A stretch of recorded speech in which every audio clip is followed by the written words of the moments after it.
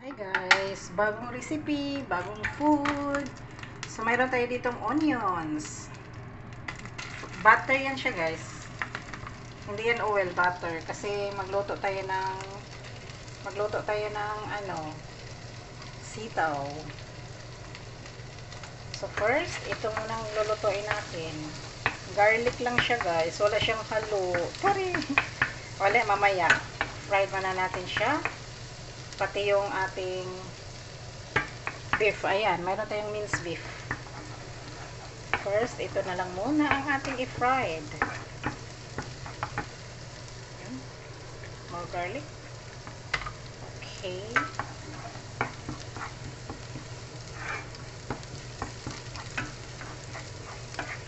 Tapos, bago natin ihalo yung ating beef, minced beef. Magluto tayo ng green beans, long beans. So ngayon, ihalo na natin yung ating beef.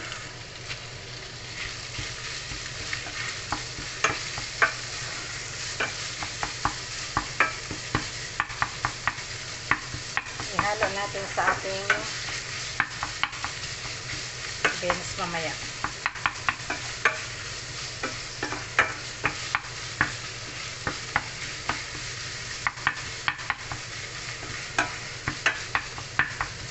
So ito, ilagyan ko siya ng salt mamaya, ilagay ko sa fridge.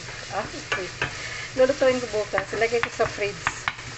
Pero lalagyan ko siya ng salt at saka marinate ko lang siya para hindi siya masira. Ito lang ihalo natin, medyo konting lang natin.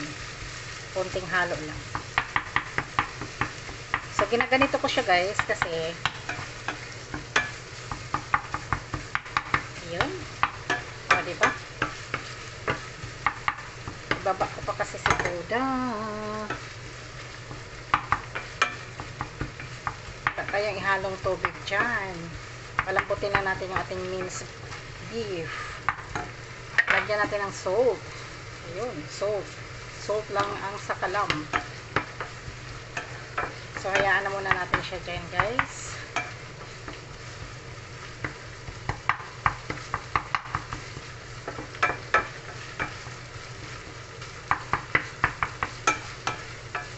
Yan, lulutuin lang natin siya dyan. At papahinaan. Tapos, lagyan natin mga sauce mamaya. Takpan ko lang siya. Takpan natin. Takpan! Ayan, mamaya na siya dyan. Hinaan lang. So guys, i-fried ko rin yung ating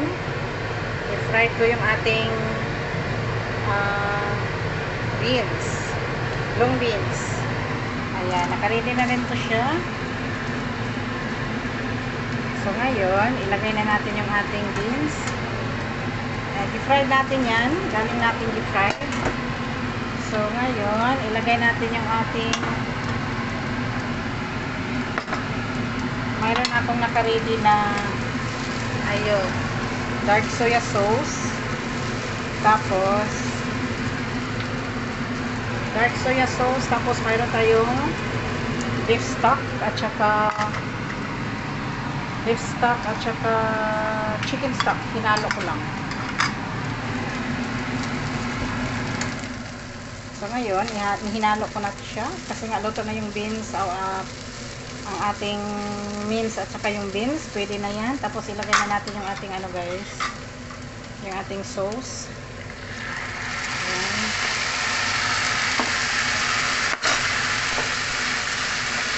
Hinalo ko na siya. Walang tubig yan guys, walang tubig yan mamaya. Hinalo ko lang yung natin, yung ating sauce, kung anong lasa. Ayan, mayroon pa dito hindi pa nadurog. Uy! Pinahinaan ko lang munang apoy, sobrang lakas. Ayan. Sobrang yummy yan guys. Sana hindi siya salty.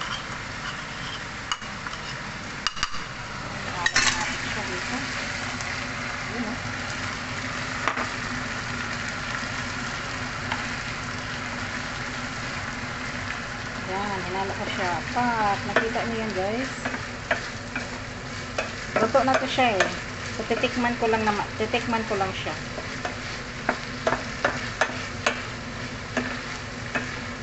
Tikman natin ang ating beef. Wait lang, palakasan ko lang muna. Kasi kailangan wala siyang tubig pag ilagay ko siya sa plato mamaya. Tapos guys, lagyan natin ng mayroon tayo ditong tawag niyan, sesame seed. Haluan natin yan ng sesame seed. Konti lang sesame seed. Ayun, konting sesame seed. Wow, look at that. Amazing, right? Haluan ng sesame seed. Konti lang. Tapos mamaya, display natin yung sa taas yung sesame seed. So, titikman ko lang siya guys. Medyo malakas yung apoy. Masusunog na yung ating beans. So, iprito ko na rin yung ating di-marinate kaganinang itlog. Yun. O, diba? Amazing! Lagyan natin konting chili. Tikman ko lang siya. Tikman natin. Baka maalat. Ay, ang init ng kutsara natin. Wait. Yung kutsara natin, nilagay ko kasi doon sa Hinahinaan ko yung apoy. Lagyan natin ng chili konti mamaya siguro. Wait lang. Try ko lang.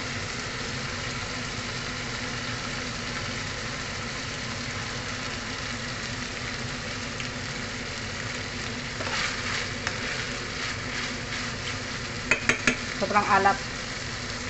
Maalat siya. Lagyan natin ng asukal. Wait lang